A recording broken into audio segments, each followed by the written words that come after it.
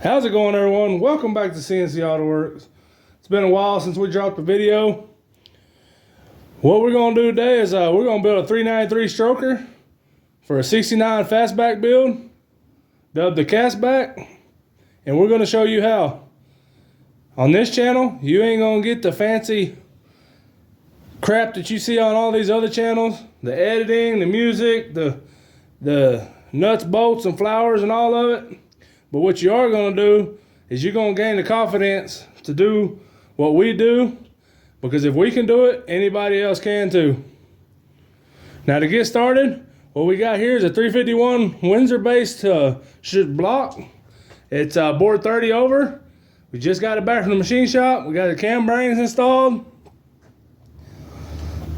We got the block cleaned up. We've sanded all the surfaces, the head gasket surface, everything. Timing chain cover, sanded it all with 80 grit, got it nice and cleaned up. Now to build a 393 stroker, the first thing you're going to have to start with after getting your block all prepped is you're going to need a crankshaft. This is a 385 stroke crank. We chose Eagle brand. There's a lot of different people that actually make these, Scat and I don't know who all else. We picked this crank up pretty cheap. We was really surprised it's in stock, because it seems like everything's out of stock. You can use a set of rods out of your stock 351. If you're not going to be putting any nitrous or anything else to it, the stock rods will actually work. We wound up actually buying some Scat rods. Now these are bush rods, and they are all weight matched. We could have gotten by with using stock rods, but we just kind of chose not to. We just went ahead and put the extra money. This is a step that you don't have to take. You can actually get your machine shop to swap out your pistons on your press fit, or you can do it yourself. And the next thing you're going to want is some 30 over 302 pistons. Now when choosing your pistons, depending on what heads you're going to use, cast iron or aluminum, you're going to want to figure out your compression ratio. Our compression ratio, we got flat top pistons because we want to keep our compression up. We're going to be running aluminum heads on this build. Now you don't have to if you're trying to do a budget 393, but we chose to go ahead and run aluminum heads. We're shooting for about a 500 horsepower goal here, but that's enough talking. I think you get the gist of it. We're going to go ahead and get this block turned over. We're going to get everything blowed out, and we're going to start setting a crank in this thing and show you exactly what it's going to take, and show you if there's going to be any clearance issues. We're not sure. This is our first stroker build like this, so we're not real sure if we're going to have clearance issues, but that's why we're doing this. We're videoing this to save you the time and effort and headache in case there is clearance issues. When the engine's on the stand, the easiest thing to do first is put the cam in there, or you can go ahead and just lube every single cam bearing in there as the cam slides in there. Be going with full base circle Lunati 282 Voodoo cam. Got 571 on the intake, 587 on the exhaust, 110 lobe separation.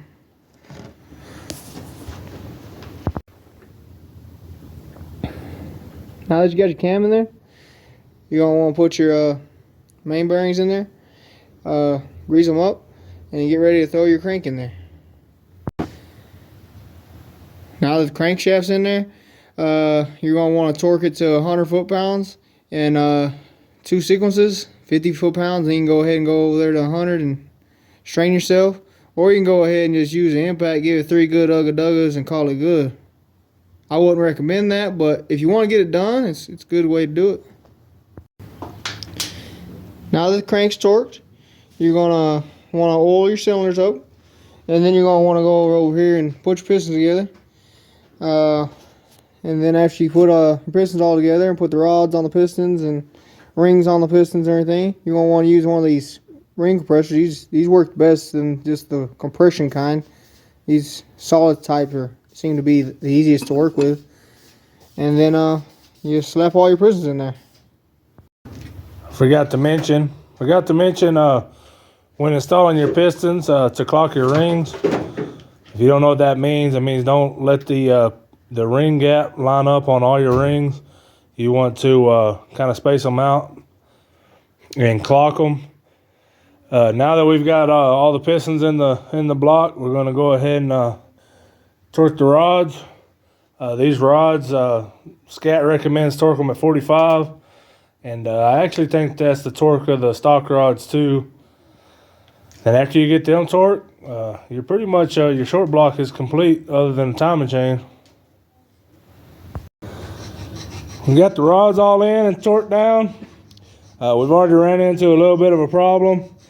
The crank clears everywhere pretty good. Some of the guys talk about the crank winds up hitting right here by the oil pump. You got to diagram that or machine that to get your clearance.